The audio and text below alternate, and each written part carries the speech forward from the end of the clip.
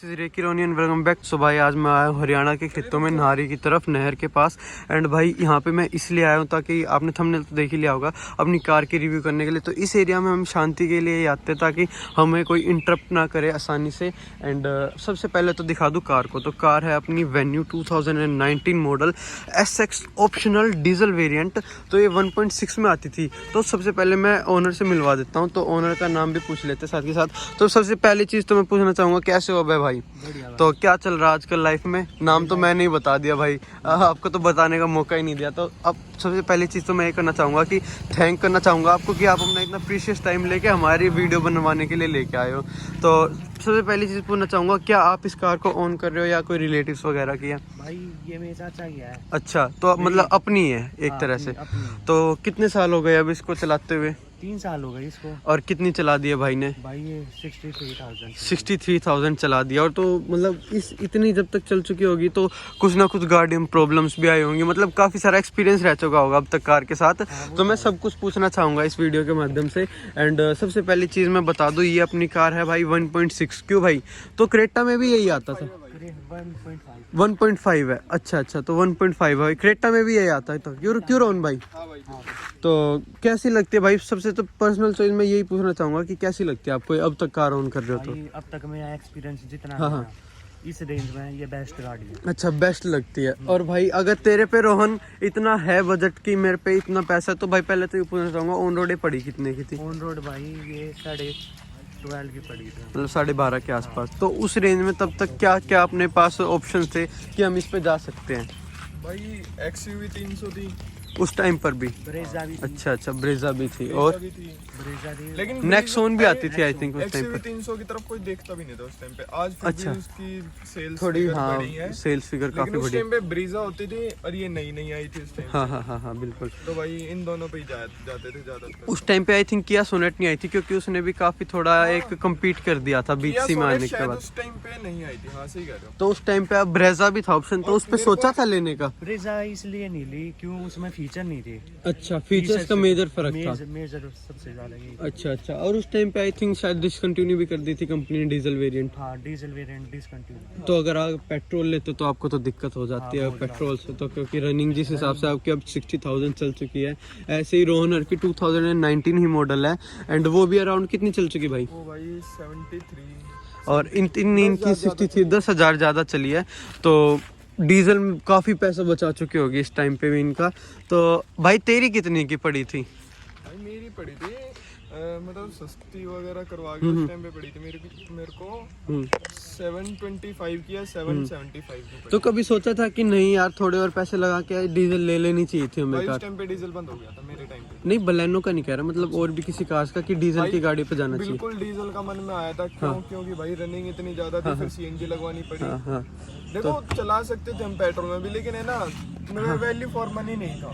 मतलब कई बार आपको ऐसा लगा है बलेनो लेके कि हाँ रिग्रेट हुआ है कि यार और भी ऑप्शंस थे? रिग्रेट यही हुआ था कि भाई हमें ना डीजल लेनी चाहिए थी, लेकिन डीजल थी नहीं उस टाइम पे, और लेनी यही गाड़ी। तो भाई अब आ जाते हैं कार के ऊपर। नॉइज थोड़ी हो चुकी है कम। एंड ये है कार की थोड़ी स्टैंडर्ड सी की, जिसमें अपना बूट स्पेस ओपन का लॉक अनलॉक करने का फीचर, और यहाँ पे हॉर्न का, मतलब कि आप इसे प्रेस करे रखेंगे तो अपनी कार थोड़ी साउंड प्रोड्यूस करेगी, जिससे आप अपनी कार को पहचान सकते हो। तो ये चीज़ भी काफ़ी अच्छी दी गई है। और अब इसके कंपैरिजन में मार्केट में काफ़ी सारी कार आ चुकी हैं, तो जिनमें से मैं किस को ले सकता हूँ आप ही बता दो रोहन भाई। भाई नेक्सॉन है, नेक्सॉन आ गई, XUV 300 आ गई, वेन्यू आ गई। अब तो वेन्यू का नया मॉडल भी आ गया बाय द वे। सोनेट आ गई, किया सोनेट भी आ गई, इको स्पोर्ट भी आ गई। लेकिन लोगों का यू रहा था, मार्केट छोड़ के जा चुकी है। वो तो छोड़ के जा चुकी है, लेकिन हाँ उसको चलो अलग ही कर देते हैं अब तो। स्पोर्ट्स इसके मुकाबले की नहीं है, इको स्पोर्ट्स है अपनी क्रेटा के मुकाबले। मतलब कि भाई इतना फर्क आ जाता है इको स्पोर्ट में, वो चीज़ ही अलग बनाई गई थी। तो ये चीज़ थी, अगर आज भी वो मार्केट में रही रहते तो बहुत तगड़ा कंपटीशन रहता लोगों के बीच में, इको स्पोर्ट और ये सब के बीच में। तो भाई सबसे पहली चीज़ ये पूछ लूँ मैं कि अब तक कार ऑन करी है तो कुछ प्रॉब्लम्स लगी है कार में? कोई मेजर प्रॉब्लम तो नहीं आई, छोटी मोटी भी? माइनर थोड़ी बहुत डेंट वगैरह लग जाए। नहीं, जैसे मेरे को ब्रेकिंग का इशू लगा या AC का इशू लगा, या कोई और भी जो कंपनी से मेरे को बाय डिफॉल्ट की मेरे को ये प्रॉब्लम लगी। अभी तक तो कोई प्रॉब्लम नहीं है। वो नेक्स्ट रिव्यू बता रहा हूँ मैं, हाँ। सेटिस्फाइड हूँ मतलब गाड़ी से, satisfied हो। भाई satisfied सनरूफ है। में अच्छा भाई, अब कार के फीचर्स पे आ जाते हैं। तो कार में अपने को ऑटोमेटिक ORVMs मिल जाते हैं अंदर से एडजस्टेबल। एंड एक चीज़ मेरे को काफ़ी अच्छी लगी इस कार में, वो थी अपनी वायरलेस चार्जिंग का इंटीरियर से। और इंटीरियर पे आएंगे बाद में, चलो बाहर से शुरुआत करते हैं। तो बाहर से अपना भाई अलॉय आ जाते हैं। अपने अलॉय का साइज़ दिखा देता हूँ। डायमंड कट अलॉय व्हील्स मिलते हैं कंपनी की तरफ से। तो इसकी प्रोफाइल है 215/55 ZR16। 16 इंच के अलॉय अपने को मिलते हैं इसमें, और 16 ही इंच के अलॉय अपने को नेक्सॉन में देखने को मिलते हैं। क्यों भाई? हाँ भाई, तो- उसकी बस टायर प्रोफाइल थोड़ी ज़्यादा है, इसकी टायर प्रोफाइल थोड़ी सी कम है। तो देखा जाए तो भाई ग्राउंड क्लियरेंस में मेरे को इसकी काफ़ी ज़्यादा लग रही है, जल्दी से नीचे लगेगी नहीं। तो अब आ जाते हैं आगे की तरफ। ये हो गई अपने आगे की इंडिकेटर जो DRLs के साथ आते हैं, जो कि एक बार मैं आपको दिखा देता हूँ शो करके लॉक अनलॉक करने के बाद। सो यहाँ पे आती है अपनी थोड़ी सी तो भाई लाइट कई आदमियों हेलोजन को के लग साथ। रहा होगा कि ये रनिंग वाली इंडिकेटर्स होंगे, लेकिन भाई ये डमी है। इसके पीछे ये डमी का सेटअप यूज़ किया गया है कंपनी की तरफ से। और इसके अलावा अब बात इसकी करते हैं मैसिव ग्रिल दिखा दो भाई। Massive grill. अब तो जो न्यू वेरिएंट आया है नेक्स्ट जो वेन्यू इसकी का, ग्रिल है ना, इस ग्रिल में ये है ना ब्लैक क्रोम का यूज किया गया है। यहाँ पर सारा ये ब्लैक इसको भाई स्मोक्ड आउट क्रोम कहा जाता है अपनी लैंग्वेज में। एंड ये हो गए अपने भाई प्रोजेक्टर्स जो कि येलो लाइट के साथ आते हैं, येलो बल्ब के साथ आते हैं, हेलोजन बल्ब्स के साथ। और अपने को पूरा मतलब कहीं पे भी हमें LED का सेटअप नहीं देखने को मिलता है इस कार में। अब तो हालांकि बस यहाँ पे मिलती है इसकी DRLs में तो चलो होगी भाई लोग। तो उसके अलावा ये था अपना आगे का सरफेस। अब आ जाते हैं पीछे के सरफेस की तरफ। तो साइड प्रोफाइल में कुछ खास देखने को मिलता नहीं है, नॉर्मल कार की तरह ही है। और अब पीछे की प्रोफाइल में आ जाते हैं। तो मेरे को पीछे की प्रोफाइल से इसकी बैकलाइट्स काफ़ी अच्छी लगी थी जब ये मार्केट में आई थी कार। तो एक तरफा तहलका भी कर दिया था कार ने, क्योंकि कंपटीशन बहुत ज़्यादा आ गया था कि हाँ ये बढ़िया आई है। 8 लाख से स्टार्टिंग हो चुकी थी इसकी। एंड अब आ जाते हैं बूट स्पेस की तरफ। तो बूट स्पेस की इसकी और नेक्सॉन की 350 लीटर की एग्जैक्ट सेम बूट स्पेस है।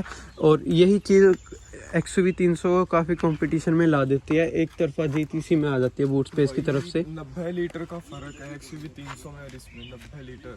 एंड अब बात करते हैं XUV 300 और इसके कैबिन स्पेस के बीच में। जो कैबिन स्पेस हमें XUV 300 और नेक्सॉन में मिलता है ना, वो हालांकि हमें बहुत ज़्यादा मिलता है उन दोनों से। नेक्सॉन में आपको बूट स्पेस के साथ कैबिन स्पेस काफ़ी हद तक अच्छा मिल जाता है, लेकिन XUV 300 में कैबिन स्पेस इतना ज़्यादा है लेकिन बूट स्पेस बहुत कम हो गई है। तो ये एक ड्रॉबैक हो जाता है इन दोनों चीज़ों का। एंड नेक्सॉन का थोड़ा बढ़िया सा स्टेबल कर रखे दोनों चीज़ें। इसमें अब अपनी कैबिन स्पेस है वो काफ़ी कम देखने को मिलती है। अगर हम अभी 5 जने आए हैं हम, बैठ के दिखा दे। अब अपना ये भाई है 5 फुट 8 से 9 इंच का। तो इसके भी पैर बिल्कुल यहाँ तक आ रहे हैं, सीट तक। अब जब जैसे मैं बैठ के आया था तो 3 जने बहुत ही अपना अनकंफर्टेबल हो जाते हैं कार में। क्यों भाई? अब हम पीछे बैठ के आए थे तो बीच में अपना रोहन भाई बैठा था, तो वो ये बता देगा कितना अनकंफर्टेबल था। मैं बहुत दुखी हो रखा था पीछे बैठ के।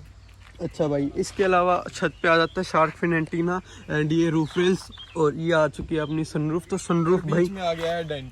बीच में आ गया डेंट, तो इसको एक साइड कर देते हैं। तो नॉर्मल चीज़ होती है कार में, क्योंकि अगर बाहर खड़ी रखते हैं तो कुत्ते वगैरह चढ़ के नीचे दबा ही देते हैं कार को। बंदर कूद गए थे, तो ये दुख है भाई कार के साथ। एंड भाई अब 60,000 चलाने के बाद भाई मैं ये चीज़ पूछना चाहूँगा कि कार के टायर्स कब चेंज कराए गए? भाई अभी 3 मंथ पहले ही कराया इसके। कितनी चलने के बाद? 44,000। 44,000 चलने के बाद आपको चेंज कराए नहीं पड़े। तो भाई 3 महीने कार यानी कि 15-18 हज़ार चल रही। कार थोड़ी स्पेस के मामले में थोड़ी सी मात खाती है। तो अब आ जाते हैं इंटीरियर के अंदर। तो इंटीरियर से अपना भाई बताएगा, रोहन भाई की क्या इंटीरियर में मैं बताता हूँ। इंटीरियर में ना मेरे को ना कुछ ना इसके ना ये चीज़ें बहुत अच्छी नहीं लगी कि इसमें है ना यहाँ पे सेम अपने जो साइड की ट्रिम होती है इसी कलर के यहाँ पे दे रखा है। यहाँ पे यार इनको या तो थोड़ा ग्लोसी करना चाहिए था, कहीं पे ग्लोसी देना चाहिए था। सिर्फ यहाँ पे इन्होंने ग्लोसी दिया, अदरवाइज कहीं भी ग्लोसी नहीं दे रखा इन्होंने। तो थोड़ा ना ऑड सा लगता है इंटीरियर। और तो अदरवाइज ठीक है। ये एनालॉग में ही दिखाता है दोनों तरफ, और बीच में थोड़ी सी TFT डिस्प्ले दे रखी है। और भाई यहाँ पे आ जाता है इसका अपना पुश स्टार्ट। और भाई इस गाड़ी में क्रूज कंट्रोल भी दिया जाता है। और भाई इसमें दे दिया जाता है अपना ऑटोमेटिक AC। और भाई इसमें यहाँ पे अपनी चार्जिंग, और भाई इसमें यहाँ पे अपनी वायरलेस चार्जिंग भी मिल जाती है। और इसका ग्लव बॉक्स देखें तो भाई बहुत छोटा सा है, जिसमें ढंग से सारा सामान भी नहीं आएगा जो। लेकिन इसमें एक चीज़ बढ़िया दी गई है कि इसमें है ना कूलिंग ग्लव बॉक्स दिया जाता है। और तो भाई सब ऐसे ही है, नॉर्मल सा है। पीछे अपने को एसी वेंट भी मिल जाते हैं और आगे तो स्पेस में कोई दिक्कत लगी नहीं मेरे को। सो कुछ ऐसा ही था अपना इंटीरियर। और एक और चीज़ मैं बताना चाहूँगा भाई, इंटीरियर में जो अपना अब रिवर्स लगाते हैं ना, अपना रिवर्स गियर, जो इसकी कैमरा क्वालिटी अपने को बहुत देखने अच्छी को है। मिलती है वो XV300 और नेक्सॉन मेरे को दोनों से अच्छी देखने को मिली है। And by the way sound music system की बात करें ना तो XV300 का ना बहुत डाउन क्वालिटी कर देती है कंपनी, एंड नेक्सॉन में काफ़ी अच्छी क्वालिटी मिलती है। तो मैंने काफ़ी सारे पार्ट बताए नेक्सॉन वाली वीडियो में भी, तो हर एक मैंने इस सेगमेंट की काफ़ी सारी कार्स का कंपैरिजन भी करा है। तो जहाँ तक मेरे को अभी तक अच्छी लगी है वो थी मेरे को नेक्सॉन लगी है। उसका रीज़न ये है क्योंकि मेरे ग्राउंड क्लियरेंस एंड जो अपना म्यूजिक सिस्टम वगैरह और जो अपना कैबिन स्पेस और बूट स्पेस है उसमें एक स्टेबल चीज़ का रखा कंपनी वालों ने। यूँ भी नहीं कि भाई कैबिन वालों कुछ को कम दे दिक्कत रखा, हो। कुछ ज़्यादा ऐसे हाँ, नहीं दे तो रखा। ऐसा काम नहीं कर रखा। हालांकि हर कार के कुछ फ़ायदे भी होते हैं, कुछ नुकसान भी होते हैं। तो इस कार में मेरे को यही नुकसान लगा, थोड़ी कम स्पेशियस लगी कार। बूट स्पेस ज़्यादा कर दी लेकिन कैबिन स्पेस कम कर दी। And by the way company ने अब जो नया वेरिएंट अपना निकाला है वेन्यू का, उसको भी जब हम रिप्रेजेंट करेंगे अपने चैनल पर तो उसको अच्छे से एक नया सेटअप करके बताएंगे कि हमें क्या ऑनेस्ट लगा। तो इस वीडियो में यही था और काफ़ी अच्छी लगी हमें कार। तो अब लुक दिखा देते हैं हम कार की आपको कि कैसी लगी हमें ओवरऑल कार की लुक, और पीछे की बैकलाइट्स ऑन होने के बाद कैसी कार की लुक लगती है। तो कुछ इस टाइप की लगती है कार की लुक ऑन होने के बाद। ये चीज़ काफ़ी अच्छी आई थी। तो जिस टाइम पे रोहन भाई ये कार आई थी तो थोड़ा सा लोगों में ये हो गया था कि बलेनो की जगह हम इस पे जा सकते हैं। बलेनो से भाई ये कम्पीट नहीं करती। बलेनो नहीं, जिसके पास अगर 8-10 लाख आए ना तो वो इस कार पे जा सकता था। भाई ये 12.5 की पहुंच गई, टॉप मॉडल भाई, टॉप मॉडल। बीच वाली की बात कर रहा हूँ मैं। भाई उसका टॉप मॉडल इसका बेस मॉडल बराबर है। भाई जैसा कि मैंने लोगों में देखा था ना क्रेज, तो वो यूँ बताते थे कि यार वो लेने की जगह ये ले लो, काफ़ी अच्छी SUV आई है ये और वो रेंज भी कम है। तो ये चीज़ आई थी एक टाइम पे। तो थैंक यू, आपने हमारी वीडियो यहाँ तक देखी। अगर आपको अच्छी लगी तो लाइक करना, शेयर करना और कमेंट करना बिल्कुल मत भूलना। And thanks for watching. So bye, जय हिंद। तो बने रहना हमारे चैनल पे ऐसी मज़ेदार वीडियो के लिए। Bye bye.